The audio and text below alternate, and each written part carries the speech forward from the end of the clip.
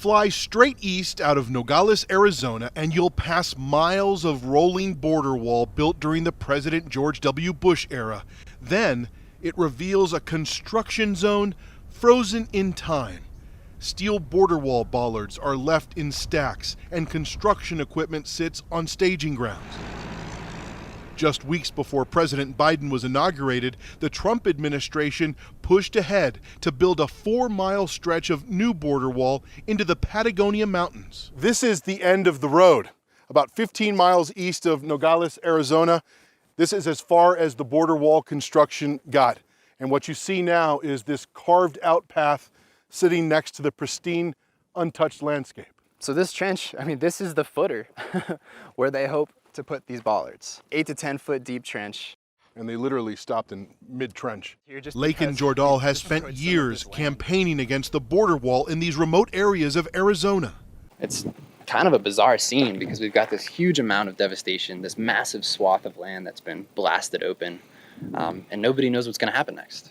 We revisited a number of the border wall construction sites we've reported on in the last year, and this is what we found. Dozens of sites along the border have turned from bustling construction zones to ghost-like scenes. There will not be another foot of wall constructed on my administration. Vowing not to build another mile of wall, President Biden stopped construction after taking office. About 200 miles of border wall that was being constructed now sit in limbo, and funding is approved for about another 75 miles.